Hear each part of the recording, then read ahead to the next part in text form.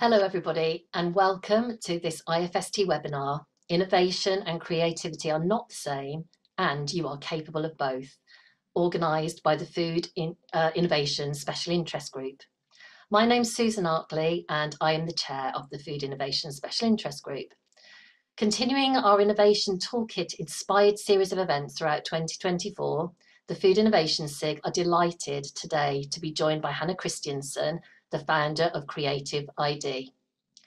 Over the next hour, we will explore how innovation and creativity are interconnected and what the real difference is between them, why we all need to innovate and be creative, regardless of who we work for, our role or our job title, and why you are all capable of innovating and being creative, even if you don't think you are.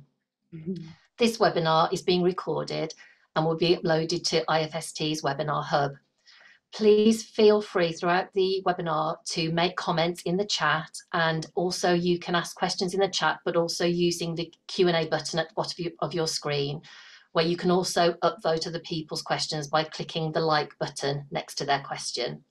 There will be a Q&A session after the presentation, and we will do our best to respond to as many of your questions as possible.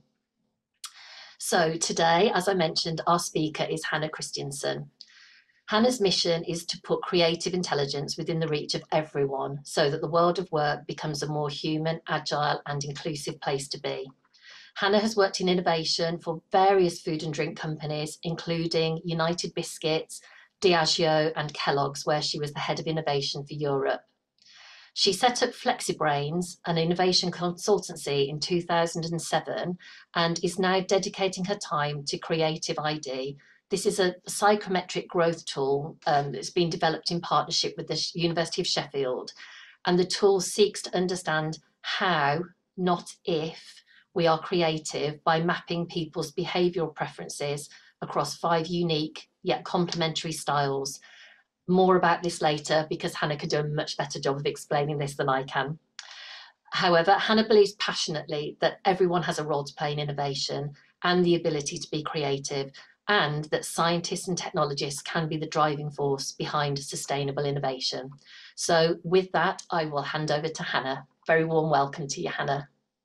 Thank you so much, Susan. It's wonderful to be here. And we're just going to switch the screens around, I think, as well. So beautiful welcome. I don't think I could do a better job, actually, Susan. But yes, we are here to talk about innovation and creativity and why they are not the same. And particularly the fact that you are capable of both. So I'm hoping that the next hour or so will give you awareness of yourself, but also confidence that you can actually do this, and also some helpful tools and tricks that you can apply when you get back into work, either later today or on Monday, or when you start going back into work. So the introduction, you don't need this because this is me. You can see me here. I am the founder of Creative ID. I will talk a little bit more about that. Like Susan said, I have worked in food and drinks companies. So my career is a game of 2 halves. I started as a graduate trainee at McVitie's, and this is actually where Susan and I have crossed our path originally. So I remember with fondness the biscuit baking course that all graduate trainees had to go through, regardless of whether you were in marketing or sales or finance or legal or HR. And I also remember that we were competing against each other on the pilot plant up in High Wycombe. There was 2 lines, and one team got the rich tea line and the other team got the digestive line. And we had to literally succeed in delivering great output at great quality within a certain time without messing it up. And then everybody remembers that course. Everybody remembers that course. It was back, I mean, it's more than 30 years ago nearly, and we remember it fondly. And I also remember that you sabotaged us. And so suddenly our biscuits didn't come up to scratch, and we had to find out why. And then you'd put sort of a rogue ingredient into the mix. It was amazing because it was really learning by doing, and also having a real appreciation for what it takes to get a roll of biscuits on the shelf at Tesco. And I was amazed. I remember thinking, oh my goodness, eating the food that we eat, we have to do it more consciously and with much more appreciation, because opening a bag of biscuits or pack of biscuits is easy and eating it is enjoyable. But actually getting to that point, you have to jump through a million hoops. So that course left a lot of legacy in me, a lot of respect for what we do in all parts of the supply chain, but particularly at the beginning, and how wrong it can go and how easily it can go wrong. Absolutely. So that was my role at McVitie's. And when I then, after McVitie's, I then joined Diageo. And that's a completely different industry, still in food and drinks, of course, but moving from a very sort of everyday category to a much more image-driven category. The enjoyment of brands like Guinness and Smirnoff and Baileys and Gordon's Gin and Johnny Walker, the enjoyment is significantly different to the enjoyment of rich tea and Jaffa Cakes and Penguin. Yes. I worked in the Global Brand Innovation Group at Diageo at the moment when Diageo had actually come together from Guinness and UDV. So that was a really interesting time of change as well. Again, working with the scientists and the liquid developers and the sensorial, all the elements of there, what it actually takes to get vodka or whiskey or Guinness or whatever it might be, again, from the moment of infection and to the enjoyment. I worked for them in both London and also New York. And I remember one of the things that we did there was actually starting a program in the Global Brand Innovation Group called the Innovation Supplier Program, where we said a lot of our suppliers sit with an extreme amount of knowledge that we usually only leverage when we start implementing the concepts that we have created in innovation. What if we turned that on its head and actually started using it at the beginning of the journey as well? What insights, what technologies, what emerging what emerging technologies or ingredients could we potentially use when we not only get our suppliers to implement, but also use the wealth of knowledge when we start exploring what we could do rather than simply implementing what we should do. So a lot of learning from there. And then the last path of my career was in Kellogg. And I joined Kellogg, and I think there's a bit of a theme here, because I joined Kellogg when they put their European divisions together under the European head office in Dublin in 2005. So there's something about coming together, right? There's a theme in my career in retrospect. So I moved to Dublin and I headed up the innovation division across all of Europe. And I inherited innovation teams from the UK, France, Italy, and Spain, trying to set the agenda of, what's the reason why we innovate? Why should we innovate? What happens if we don't innovate? And also leveraging the talent that we had in the disparate, not desperate, but disparate teams in the UK, in France, in Italy, and Spain, and getting them to work together, thinking about people and processes and how we can get more out of that. So that's the first half of my career, working in what I call biscuit, booze, and breakfast. That's the theme. The theme here is B's, biscuit, booze, and breakfast. And one of the things that was really fascinating to me is that we talk a lot about best practice. I have to say, I'm not a big believer in best practice, because I think it's more around best principles. And the difference between best practice and best principles, best practice to me alludes that there is one way of doing it. So that you can transfer what I did at McVitie's to Diageo to Kellogg's as a best practice. And I really don't believe in that, because they are very, very different organizations with different capabilities, different business models, and different ways of doing things, different consumers, different brands, and so on. So there's too many differences. However, they're not so different that you can't transfer the best principles. So, and principles is really around where you take what works in one area and then think about the principles of that and then reapplying it to another area. And this is also where you need to think creatively about how you do that. So that's one of the beliefs that I have. Through my career in the corporate world, one of the frustrations I had was that there's a premise that we have in business, which is that we need to grow. And when I worked in innovation in the early days, we could actually grow in a linear way. We could just do more of the same, maybe do it a little bit better and a little bit differently. And one of the things that also happens right now is not only do we need to grow, but we also need to transform at the same time. So regardless of whether you need to grow in a linear way or whether you need to grow in a squiggly way where you get to a different place, the need for growth requires you to think and act differently. My frustration in the corporate world, regardless of where I was that when I leave my car in the car park and walk through the corporate doors, I also leave my creative brain in that car park. And I really felt that sometimes we clipped our creative wings unnecessarily as we walk through the corporate doors. There's many reasons why we might do that. And I think one of the reasons is really that when we work, when we are professionals, we adopt a work and professional mindset. And therefore, this professional mindset somehow clashes with our creative mindset. Because being professional and being creative are very different things, wrongly, I think, but that's one of the sort of the myths that exist. So they mix like oil and water. So that was my frustration. So my fascination also turned to that, was that I'm so fascinated by why that is, what's going on. So the first part of my career was really around my corporate world and what I learned working in innovation in different countries, in different companies, and different business models. And so when I set up on my own in 2007, I said, I want to explore that. I want to explore this frustration that also turned into a fascination of why is it that the business, the corporate, the professional, the commercial mindset seems to mix like oil and water with the creative mindset. And what could be the emulsion that can help these two coexist?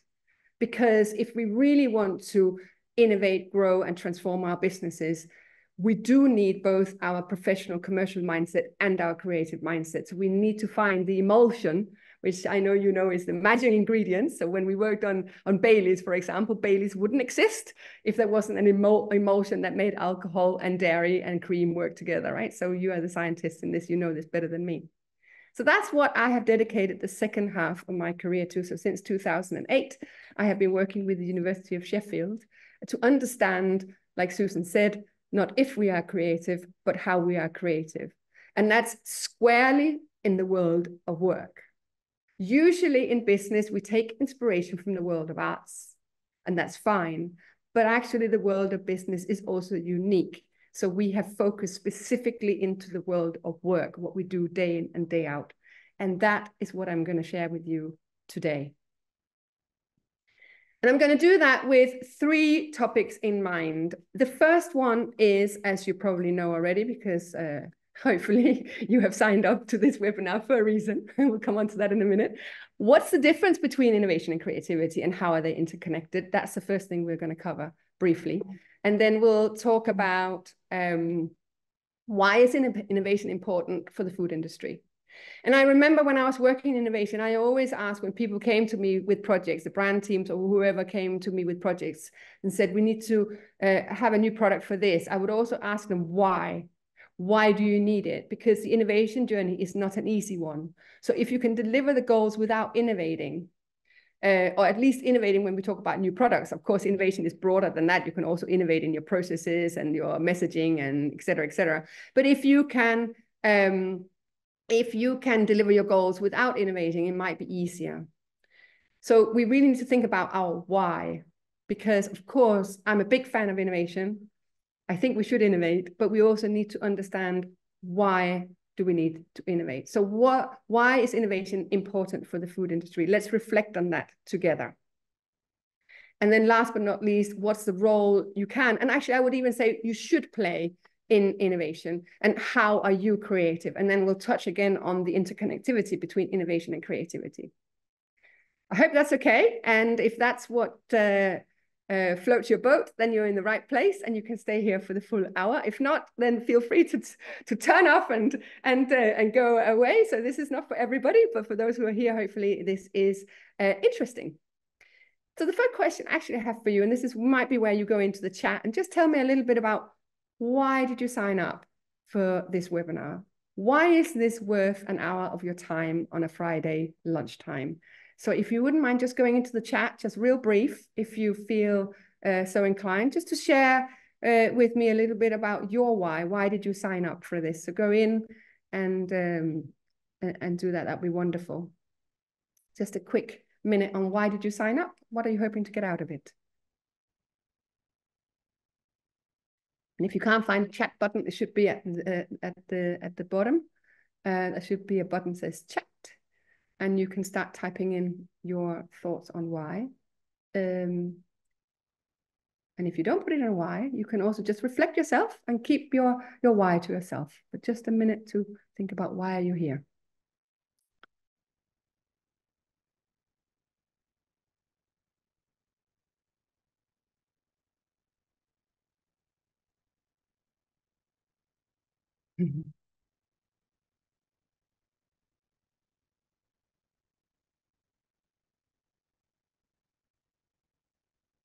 Okay. So Paul is saying, I really want to understand the subtle difference and how to make the best of both. Yes, because it's not either or, right? It's a both and here. So we have a both and mindset. I work in MPD and often find colleagues asking for innovation, but without considering the long timelines. Yes, the whole team. Interesting.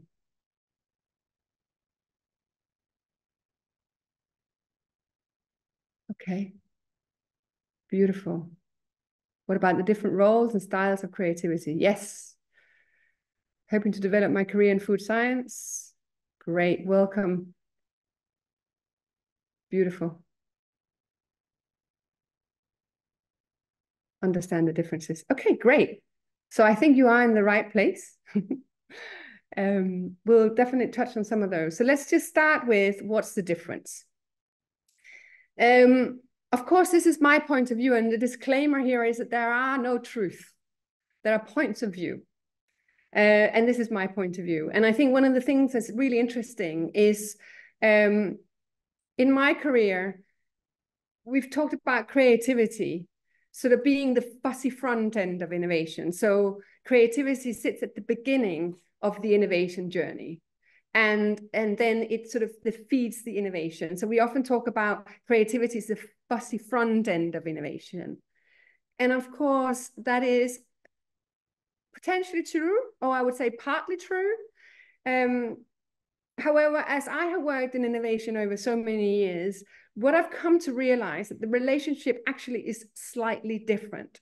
And this is how I see it today. I think that creativity actually feeds innovation. Because if creativity is the fussy front end of innovation, you only need creativity at the beginning. And you don't need to be creative once you start implementing innovation. And I don't think that's right, because actually when you start prototyping, when you start doing your pilot runs, when you start putting the first into the packaging, if you start doing this first little scale ups, or even when you have the production up and running, even when we did the pilot plant trials as an exercise, we actually needed to be creative to overcome some of the hurdles that we found in the implementation part of innovation. So I think it's a misunderstanding if we think that creativity is reserved for the fussy front end. I very much see it differently, that creativity actually feeds all parts of innovation.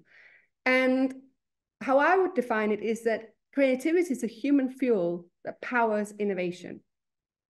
Because creativity comes from us as people. We are the ones who are being creative, and we need to feed innovation with our human fuel and our magic, which is our ability to think and act creatively.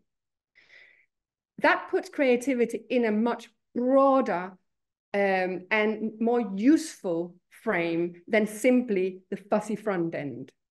And it also elevates it from something fussy and abstract to something concrete and more meaningful as well. So that is how I would look at the interrelationship and the difference between the two.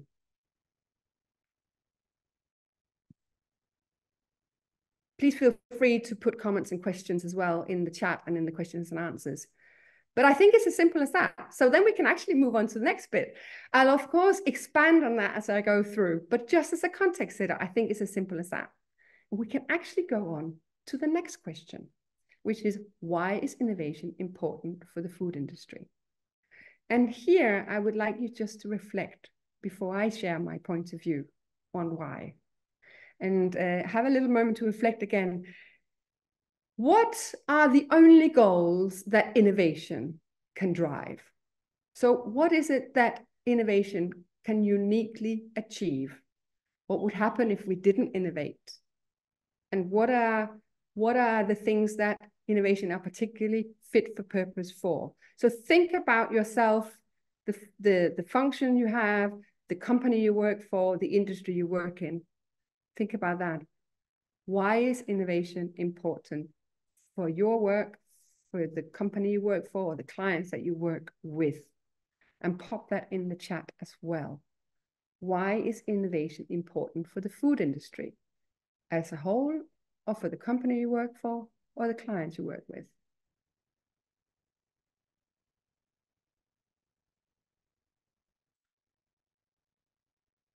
Yeah, excite consumers, innovate or die. Yes. Produce sustainable, tasty products that feed the population. Robin, I like that a lot. Yeah, interesting.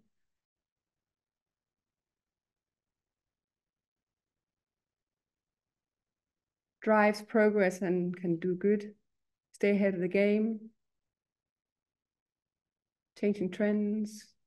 So a lot about consumers, quite a bit about environment, constantly changing. Adapt to new white spaces. Interesting, absolutely. What are the white spaces out there? World keeps evolving, consumer demands. Yes, we need to innovate. Good. Absolutely. Really, really interesting. See, now there's not one why, right? There's several reasons why, but I think it's really important as you go through the innovation journey that you really question yourself of, why are we doing this? And there could be several whys, but you really have to reflect on the why. And it's less important what your why is. Like I said, there is no one truth, but not asking yourself why. The detriment of that is that you then don't either think big enough, or that you don't actually have a filter with which to funnel your activities and your thinking. So a little bit of a reflection of why is always helpful. It doesn't have to be super profound. And like I said, it doesn't have to be one truth. It can be several different whys. The way that I see it is that when I started in working in innovation in previous century, should we say that, for McVitie's, it was very much about, keeping up with consumers, giving them more options, standing better against the competition, satisfying our customers, making the brand seem very innovative, et cetera, et cetera. So we were really talking about consumers, customers, competitors, and our brand portfolio. Those were the most common whys. And what I have seen over the last 10 or so years, actually, is that there is a much more profound and important why emerging. And the why is this. The why is people and planet. And when we talk about the food industry in particular, there's a really, really big why, which is the fact that we will be 8 billion people on this planet, and we need to feed those mouths. And this is where the marketeer in me says that how we innovated when I was working for McVitie's and Diageo and even Kellogg's was only half of the equation, because we really thought about consumers, competitors, brands, and the competition. And I'm not saying that's wrong, but we didn't have a holistic picture on, when we innovated, what impact did that have on the planet and people as a whole. And I wish we had, because I think that inadvertently, we actually put some systemic issues into our ways of operating that we now need to correct. So whenever I have worked in innovation, as the marketeer on the team and as the commercial innovator on the team, we always worked as cross-functional teams with insights and consumer research and R&D and all of you guys. But there was definitely a hierarchy there because I set the agenda and you followed. And what I really wish for is that in this new world, which is much more complex and where we need to go in and correct some of the systemic issues that we have put into the way that we innovate and produce food, which of course we've done inadvertently because we didn't think more holistically. As we go and correct those, the real captain of the ship should be you. Because you hold the key for understanding how can we actually address the biggest why of them all, of how we can feed 8 billion people in a sustainable way. And then the brand agenda, the consumer agenda, the competitive agenda, and the customer agenda should come second. And I don't think that that's how it is today, but that is my wish for the future. That you are the captains of the ship. You set the agenda and you figure out how can we actually solve this dilemma and the complexity that sits in feeding the 8 billion people of the world. Because I know that if you give yourself permission to think creatively about innovating in a different way, then you will be able to solve that challenge. Of course, not alone, of course, with marketing, sales, insight, et cetera, et cetera, et cetera. But I do think that your position in the hierarchy is actually at the front of the ship and not just in the engine. That's my wish for you in the future. And could I have my time again? I would have elevated you much more and your role into our cross-functional teams. I think that gives you a big why. And it also moves me on to the next thought, which is what role can you play? So if I'm sort of putting you up there as the stars of the future, the rock stars of the future, as that role, you might feel intimidated by that, but you might also feel excited. Some of you might feel intimidated and some of you might feel excited. Some of you might feel both. And it also depends on which day you have. Have you got a good day or a not so good day? Are you stressed or are you not stressed, right? So there's lots of human factors in here. So what role can you play? And actually, how are you creative? So let's talk about how are you creative, first of all. And actually, I want to ask you a slightly different question because the question we usually ask ourselves is this: how creative are you, right? So, oh my goodness, Hanne, you have just given us this big, hairy, audacious goal that we have to be the captain of the ship and we have to, solve the systemic challenges and we have to feed 8 billion people of the world. But I don't feel very creative. I don't feel very creative. That feels really daunting. And that's because we usually ask ourselves this question, which is, how creative am I, right? And actually, the question I really want to ask you is, how are you creative? And this is the whole premise of the work that we are doing in terms of finding the emotion between our commercial minds and our creative minds. So together with the University of Sheffield, we've been asking this question, how are you creative? And what's the difference? Grammatically, they look very similar, but they are actually quite different because they have a very different impact. When you ask, how creative are you? You start igniting your limiting beliefs where you go, oh my God, I'm not very creative. I'm not sure I can lift this challenge. But if you ask, how are you creative? You start feeding your growth mindset. Another difference is when we ask, how creative are you? We start becoming competitive because we can always find people who are more creative than us. And, then we kind of feel, or actually we rank ourselves. So we rank ourselves kind of on an internal 1 to 10, right? We become more competitive. But if we ask, how are you creative? We become more collaborative because we become curious about how am I creative, but also how are you creative? How can we be creative together? And then last but not least, suddenly it becomes not just about the lucky few, but about everyone, because everyone is creative We are just creative in different ways. And this is not just a fancy phrase that I say, it's actually something we know because we've been on research with the University of Sheffield for the last 15 years. We've been working with Kamal Beardy, who works in the Institute of Work Psychology. And this is all about people. And together we have identified 5 distinct ways of being creative in the world of work. And this is not just when it comes to innovation, but it's actually all parts of work.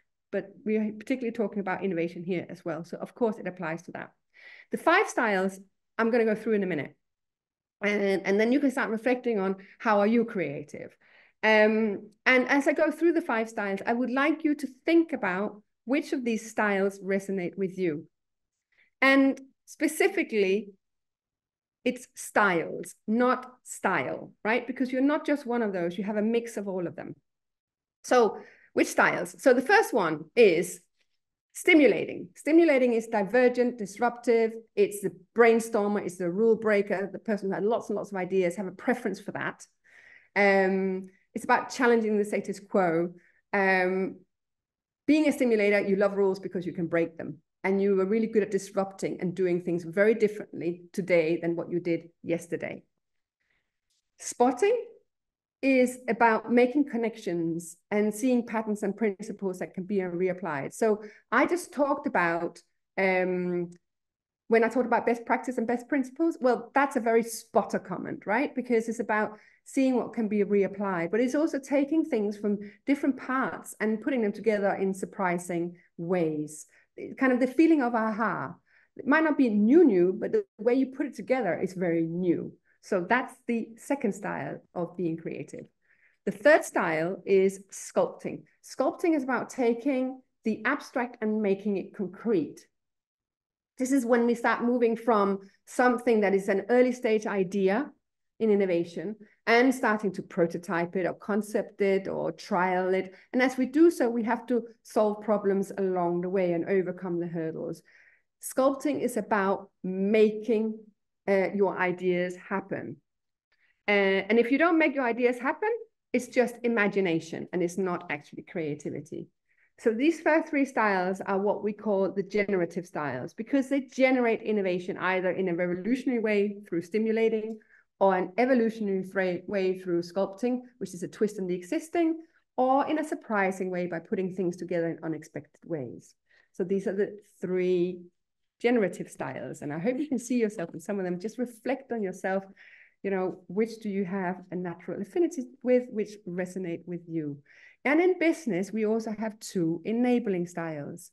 The first enabling style is selecting. Selecting is about understanding the context within which you operate and also understanding that that context changes. So with COVID, for example, the context changes and we had to take corrective action. And then selecting is also about making tough choices. So once we have fully formed ideas, we can start imagining which route should we go down and what are the implications of that. Selecting is really important. What I talked about is like the systemic challenges, right? So there are different ways that you can execute ideas, and some of them are more planet friendly than others. So you need to make those choices. And maybe it's slightly more expensive today, but the impact on the planet are going to be less. So in the long term, that might be the choice that we need to make. So that's selecting. And then last but not least, you have one more chance. There is supporting. Supporting, if selecting is about the end destination, supporting is about the journey. And if you want to act and do and think differently, a great way of doing that is to get diverse minds around the table. We do that often through cross-functional teams. But diversity goes beyond your job title. It's really around bringing diverse minds together. Unfortunately, what happens often there is that that leads to conflict because it's just easier to work with people who are like you, but then you don't get the diversity. So really supporting is about using the brains that we have around the table to get us to a better place in a better way. So these are the 5 styles. And of course, you're not just one of these. You have a mix of all of them. And this is what the creative ID helps you understand. Where are your preferences across these 5 styles? Everybody gets 20 dots on their creative ID. It helps you understand not if you are creative, but how you are creative. And your preferences just across the 5 styles. There's no such thing as a good or bad creative ID. it is really food for thought about reflection of how am I creative?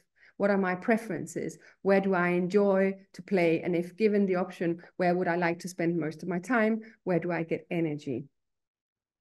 So what we're going to do now is just to launch a quick poll to see how are you creative. If you wouldn't mind launching the poll, here you can obviously choose from the very, very quick run through that I gave, which is not really fair, which of these 5 styles resonate most with you. And please choose more than one, because this is not about labeling you into one of them or putting you in a box. You should be able to see the poll coming up and choose whichever of the 5 styles you believe resonate most with you. Which do you have most affinity with? And then once we have enough answers, we will just see where we're at and then move on. We also want to take lots of questions, because I can see lots of questions in the chat. So, and whenever you see that people have enough, you just share the poll, and then we move on to see. I'm just curious to see who we have in the room here today.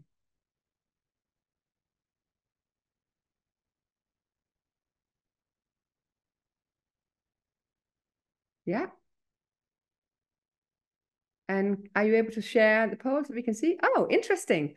Okay, wow. So there is a little bit of everything across this. So we have, to the top, we float with spotting, which is about connecting the dots. Yes, absolutely. I can imagine that. Absolutely. And then also supporting. Wonderful. I'm just going to take a quick screenshot of that because that's super interesting. Thank you so much. And of course, this is your hunch. And then we go, and to find out, you will need to do our creative ID. And we are going to give some of them away at the end of this session. So you'll have a chance to actually know this for real. Hopefully, this just gives you a new lens with which to look at what is creativity in your work. How are you creative? A language you can collaborate around creativity. And then also things that you can use to lubricate your processes so you get to a better place in a better way on your projects.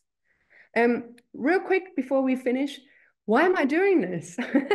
Well, Susan already alluded to this. Actually, my mission is to make the world of work a more human, agile, inclusive place to be by putting creative intelligence within reach of everyone. And this thing about creative intelligence, I just want to touch on real quick, because we talked about the interrelationship between creativity and innovation. But creative intelligence, what is that? We define creative intelligence as understanding what is creativity really in business.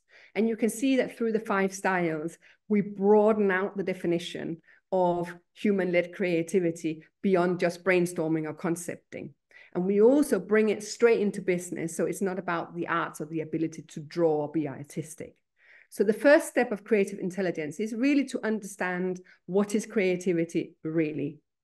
The second step is to understand how am I creative? And that's obviously what we do with the 5 styles and reflecting on how am I creative? What are my preferences?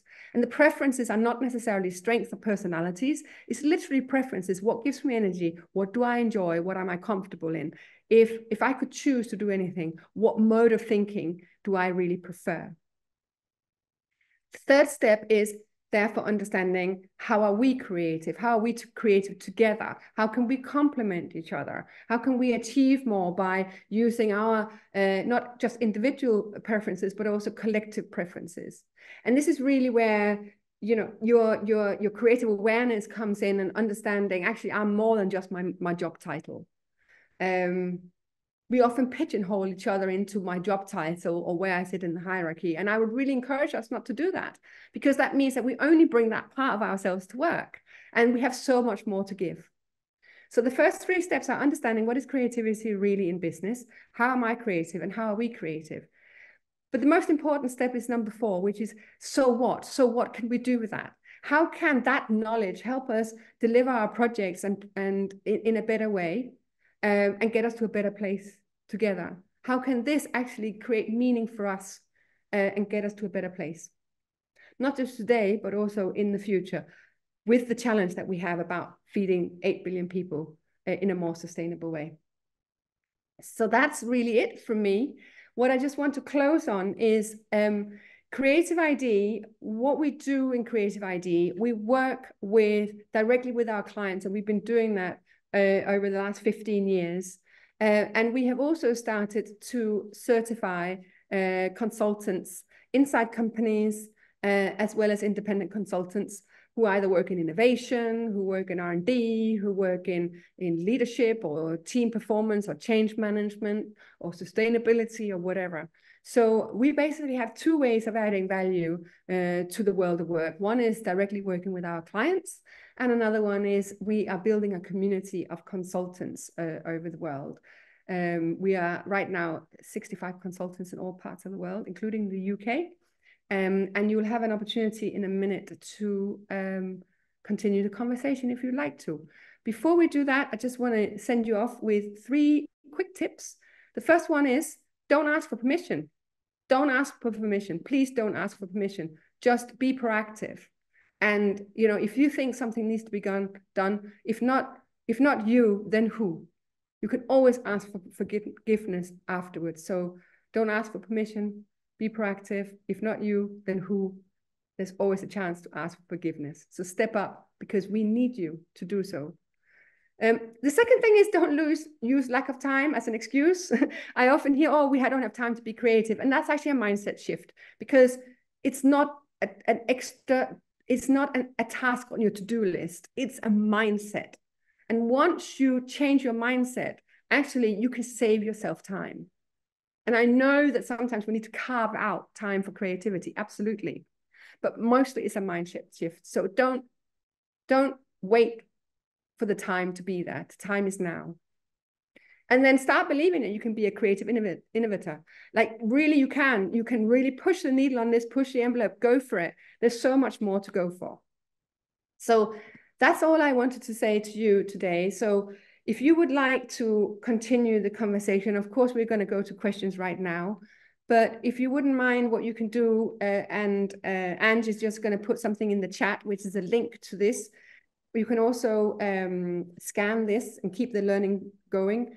Scan this with your phone, and it will take you to a questionnaire. If you could complete that right now, it only takes 60 seconds. This is where you can also download the 5 styles that I went through, right? You will also get a chance to get your creative ID, and we have 5 to give away. So you can choose that as an option. So if you just spend 60 seconds right now, just completing that, if you would like to continue the journey, if you don't care and you feel you've got enough, right? And then we will go to questions. So I will pause while and breathe. breathe. Exactly. Pause and breathe. So this should be in the chat, and I'll open the chat and see what people have said. This is beautiful. So while people are doing that, I just want to take this opportunity to say a great big thank you to Hanne. That was such an interesting and inspiring presentation. Honestly, there's so much in there. And I have many, many questions, as well as all the ones that are coming through in the chat and on the QA. We're going to move on to the QA session just shortly. So just a reminder to everybody, you can submit your questions using the chat function or the QA button, which should be at the bottom of your screen. So while people are just completing filling in their details and adding questions, I'd like to kick off, please, if that's okay, with a question. So you talked about, I mean, as I said, so many questions I want to ask you, but one thing that I just wanted to pick up on was something you said just at the end there about the so what. You know, it's all great knowing all about this. It's great understanding what your style is or what your preference is. But it's about the so what and actually what you do with it. So have you got any examples of where people have added value in like an unorthodox or an unusual way as a result of kind of engaging with their creative idea and understanding how they are creative? Has it led to some interesting and unorthodox kind of solutions to things? Well, I think what's really interesting is actually the first point of that journey is to get the confidence that you can do this, because very often we censor ourselves and we think, oh, I am just whatever, or I can't draw. And it was one of the points I made earlier around the limiting beliefs. So even the most creatively confident amongst us have limiting beliefs, right? And we need to understand where they come from. We need to look within to start saying, well, but that's not true. So I've done quite a lot of coaching with one of my business coaches. And one of the things he always said is that true, Hanne? Or do you believe it to be true? Right. Yeah. And often I believe it to be true. And then you can start working with it. And I think one of the things that Creative ID really gives you is it shines a new light on what creativity is and the role that you play within it. And it gives you permission to lean in rather than shy away from. So we work with people to help them really add their true magic into that. Okay. Yeah. And I think to answer your question around, so what are some interesting or orthodox outcomes that come from it? I sometimes think that we put innovation on a pedestal and we think that it has to be breakthrough to be innovative. And I would also like to explode that myth because, you know, if I think about what are the 3 innovations I'm most proud of in my own career. So, and I know this is not answering a question, but I think hopefully to add value anyway. So, you know, it is literally Gordon's Slow Gin. Okay. Which wasn't an innovation in the innovative way because slow gin existed already. But what was important was that there was a need, this is back almost 20 years ago, right? There was a need for what we call mid-proof spirit, because this is where we talk about responsible drinking. It was at the aftermath of alcopops where we needed to be more responsible. So when you have a product like Gordon's or any of the hard liquor, you have very high ABV. So we needed to basically start finding a way of delivering the brand experience, but at a lower level, which now has caught up, if you imagine. Yeah, like, absolutely. Yeah. The big thing now is like, now we even have brands with no alcohol. So Gordon's and Tanqueray have no alcohol. So we've really leaped that. In that moment, we were not there yet. So we were searching for a mid-proof spirit. And we had lots of mid-proof projects around. Until we realized that actually, you know what, we have Gordon Slow Gin, which is mid-proof, and it was in an old dusty bottle. Okay. And the other thing that we also knew was that, you know, there is this sort of decision-making corridor when you go into the bar, which is you enter the door and you go up to the bar, and, you know, soon you'll be asked, what would you like to drink? And in the British culture, we would like to give rounds. So I would ask you, Susan, what would you like to drink? And then that round is on me. And then the next round is on you. And that's kind of the culture that you have of drinking in the UK, which I love. But it also means that in that decision-making corridor, I feel under pressure to already know what I'd like to tell you. Yeah. Right. So I'm desperately looking out for clues of what should I choose today? Yeah. Because either you go for the tried and tested, which we often default to, but actually when I go to a bar, I want to try something new, but what's going to prompt me? And this is when we start talking about visually contagious drinks. And of course, now with social media and Instagram and all this, like the visual contagiousness is now again common. But 20 years ago, it wasn't. So if you think about slow gin, it's beautiful. The liquid color is unbelievably beautiful. Yet it was hidden in a green bottle, right? And when you then put slow gin and tonic together, you get this. I mean, again, we have the Aperol movement and everything. So again, that was ahead of its time. So that's what we did. We literally just took an existing liquid, put it into the new shape bottle that the brand team had created, and made it clear rather than green. So everybody could see it. You could see it. Perfect. And then we put the elements together, which was, we understand that there is something about visual contagiousness. We understand that there's a need for mid-proof, which is more like a social need than a consumer need. And there is a need for Gordon's also to stand out on shelf. And we know that there is a challenge for consumers, which is about the decision-making corridor. Hey, presto. You know, we didn't have to spend cost on bottle molds, which are really expensive. We didn't have to spend time on getting the bottle molds. It was like that. Yeah. And Gordon Slow Gin became the third Gordon's brand on the back bar in 6 months. Wow. I mean, so you had Gordon's, you had Bombay Sapphire, and then Gordon Slow Gin. Amazing. Amazing.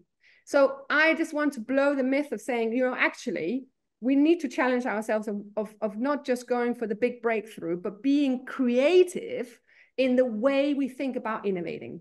Yeah.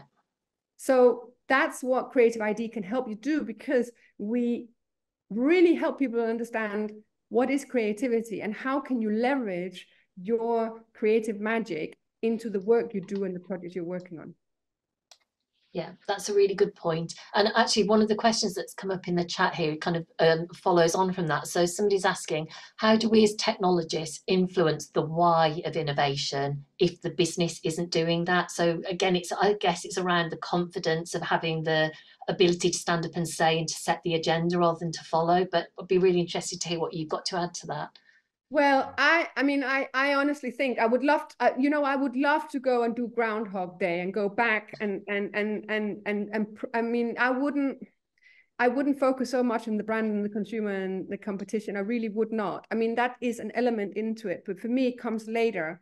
And I would much more have partnered up with my counterpart in R&D and said, you are the hero.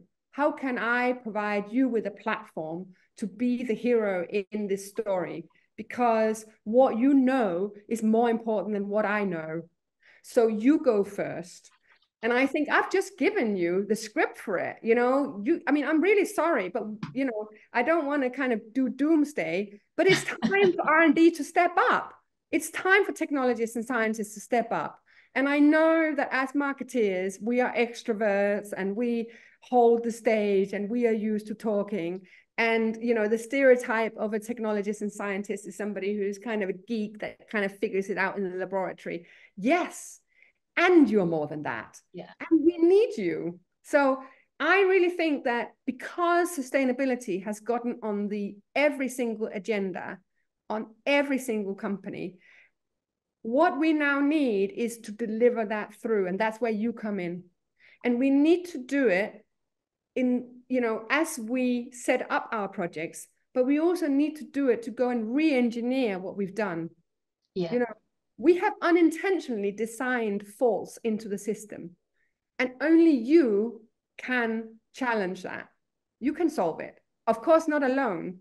You need to do it with your counterparts in sustainability and CSR, whatever, but you have an open door, but you have to kick it in. Yeah. Definitely. And I love that idea about, you've talked throughout your presentation about reframing some of those questions about creativity isn't just at the front end, it's throughout the entire duration of a project. And I guess it's reframing the role that scientists and technologists have, isn't it, in the innovation. They're not just there to carry out the wishes of the marketeers, they're actually there to lead the agenda, to show what can be possible, show what can be achieved. And I love this idea about understanding more about your creative ID gives you that confidence to know how you're creative and how you can add value and where you add value. And actually, just on that point, somebody's asked a really, really good question, is about, trying to understand the styles of your colleagues as well. So, is there a simple and easy way to kind of understand like the other personalities and creative styles within a team that helps you kind of have the cohesive team that can do everything? Yes, exactly. And our psychometric tool will help you do that. So once you understand what your preferences are, you can play to a way that's powerful for you and authentic to you and gives you confidence, right? And then when you understand your colleagues, you can have strength in numbers and how you complement each other. Because I think, of course, we might all have the same roles or similar roles or whatever, but the way we do that will be influenced by our preferences. Absolutely. So, yeah. I think what's important is like, what's my style and how can I actually then punch above my weight? How can my voice be heard in a stronger and more authentic way? Yeah. Because you will need that. You will need to step up on a platform where you can stand taller. And what is the new thing that's going to give you that awareness and confidence? Many things can, but creative ID is definitely one of the ways. Perfect. And a similar kind of question here, someone's asking, are certain of the creative ID styles better suited to certain innovation outputs? So, for example, would being a stimulator be more applicable in the kind of breakthrough blue sky innovation space? Or, within creative ID, are certain styles more suited to certain things? Yes, you understood that straight away. You've answered your own question there, whoever's answered that. Absolutely. you know, and I will give you an example just to do that. When I was at Diageo, I worked on Smirnoff innovation and on Guinness innovation, right, at the same time. And Smirnoff innovation requires more kind of stimulating kind of breakthrough, because you can do more things with vodka. Absolute had already started all the flavored vodka revolution, and also vodka not coming from Russia anymore. I mean, again, we moved on. I'm talking 20 years ago, right? Yeah. So we did have to not copy what Absolute did, but we had to kind of disrupt in our own way. Whereas Guinness is an iconic brand, you know, the brand is more aspirational than the liquid. The liquid is very discerning. It's very difficult to drink Guinness. So there you had to do sculptor style innovation, a twist on the existing. And the twist was that we took the liquid down 4 degrees. So anybody doing ice cream, you know that if you eat ice cream frozen, it's great. If you eat it melted, it's super sweet, right? So the importance of temperature is key. So we took Guinness liquid, normal liquid, down 4 degrees and created a new font on the bar called Guinness Extra Cold. That also really helped bring in some of the people who aspired to the brand, but couldn't really, didn't have a palate for the liquid. And it helped us move it more around the year seasonality as well, because mostly Guinness was for the colder months, but Extra Cold we then promoted during spring and summer as well. So again, it's a little bit like the Gordon's slow gin example. It's clever and creative innovation. Yeah, not reinventing the wheel. Yeah. Absolutely. So every project you work on will have also its own creative ID, if you like. So you can go in and decode your project and say, what does this project need? Do we need more one thing or another?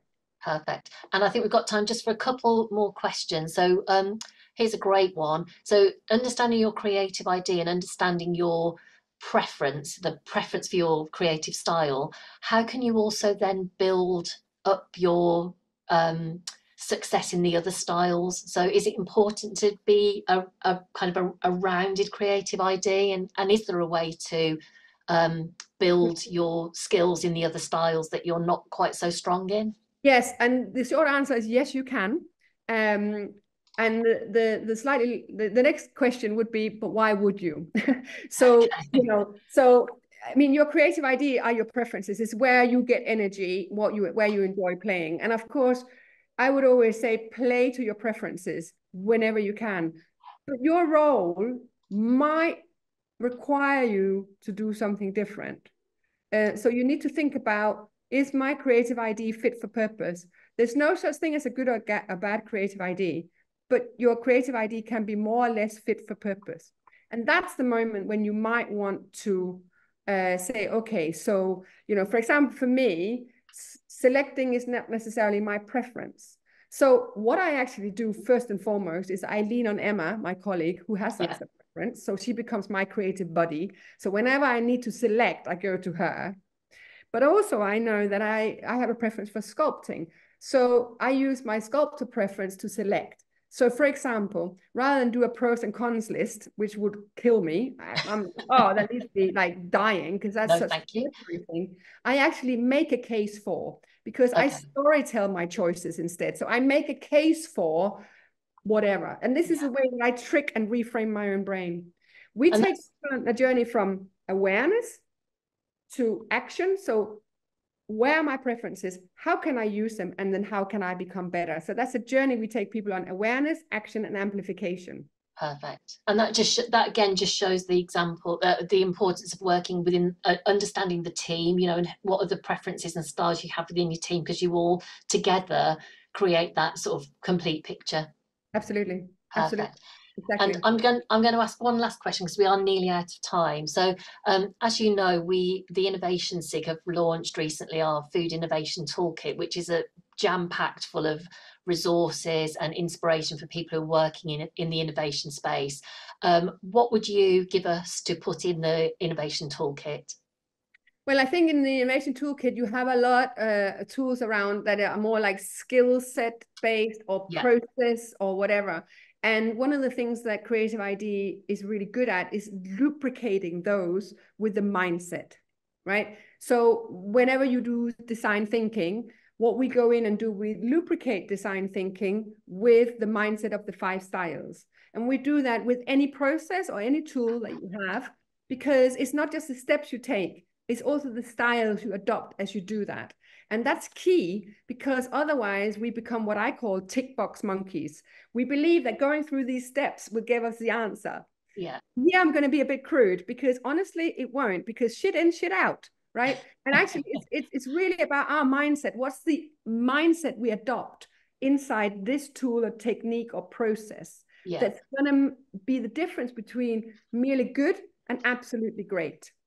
Perfect. So I would say go in and do mindset-based tools as well. That's a good tip. Thank you very much for that. Thank you. So sadly, we have run out of time. So I just want to say a great big thank you to Hanne. It's been a fascinating webinar. And thank you to all of you who've joined us today. If we didn't manage to answer your questions, or if you have any further questions following the webinar, please feel free to contact Hanne. Her contact details will be in the form that you filled in earlier on. We will share a recording of the webinar, including the Q&A session, to everyone who attended today via email, and it will also be uploaded to the webinar hub on the IFST website. Before you log off, please could you just spend a few more minutes to fill in the short IFST survey, which will launch after the webinar ends. So once again, thank you so much to Hanne and to everybody else for coming along today, and have a lovely rest of your Friday and a great weekend. Thanks so much. Thanks so much for having me. I really enjoyed it. Great to see you guys again. Thank you, and bye-bye. Bye-bye.